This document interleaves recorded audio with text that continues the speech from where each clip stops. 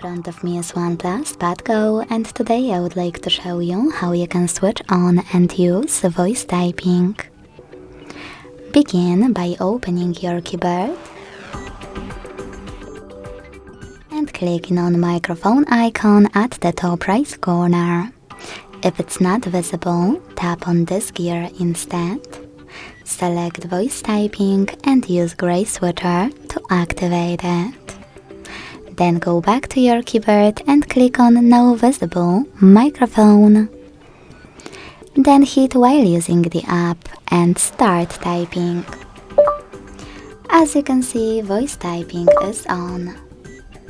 If you want to stop, tap on the same microphone again. If you want to go back to standard keyboard, use keyboard icon next to microphone one.